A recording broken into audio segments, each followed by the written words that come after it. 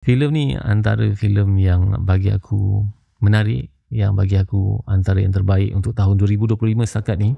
Filem yang bertajuk Gayung, filem arahan Faizal Ishak yang turut dilakonkan oleh Beto Kushairi, Nabila Huda, ada Syafina Sweet dan juga Yayan Ruhian. Filem ni dia mengangkat tentang kisah satu susuk tubuh yang sangat-sangat hebat, Datuk Mio Abdul Rahman, iaitu pengasas seni silat gayung Malaysia. So cerita ni dia berlatar belakangkan tentang kisah kehidupan Datuk Mio Abdul Rahman sendiri masa zaman British. Lepas tu berpindah ke zaman Jepun pula. Masa tu tanah Melayu diserang oleh Jepun. Kisah Datuk Mio Abdul Rahman ni dia mengangkat tentang macam mana Datuk Mio ni berkorban untuk pertahankan tanah air, dan selepas tu dengan kejahatan, kekejaman askar-askar Jepun. Cerita ni banyak menunjukkan sisi-sisi hebat seni silat gayung sendiri yang mungkin tak ramai orang tahu, mungkin tak ramai orang banggakan, tapi seni silat gayung Malaysia ni sebenarnya sangat hebat, sangat terkenal. Nama Datuk Mio Abdul Rahman ni pun pernah disebut-sebut, pernah berlawan dengan Bruce Lee sendiri. Filem ni antara filem yang bagi aku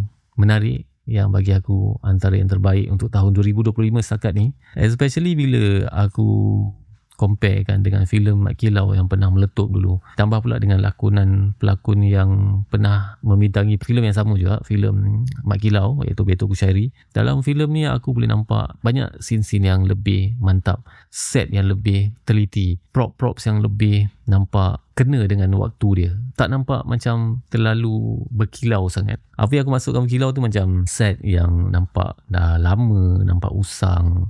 Even ada satu scene, ada seorang pakcik ni pakai songkok pun, songkok tu nampak lama, tak ada nampak macam baru. Ada banyak lagi setup set-set yang dibuat kena dengan tahun yang sesuai lah. Watak Beto lawan langkah dia, lawan dengan bunga dia semua, nampak cantik tau. Lepas tu even dia punya CGI pun nampak nice, tak perfect tapi quite good. Dengan lakonan tak payah cakap lah, Nabila Huda sentiasa on top, tambah pula dengan Beto Kushairi, Syafina Sweet, Yayan Ruhian, semua power mat.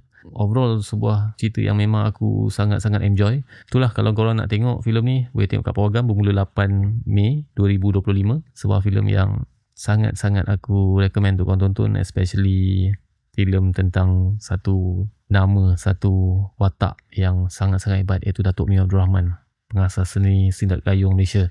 Rating aku untuk filem Gayung ni nanti aku akan upload dekat aku punya website www.kotaknyaman.com. Dekat sana korang pun boleh review juga, boleh rate juga movie yang sama, boleh rate apa-apa series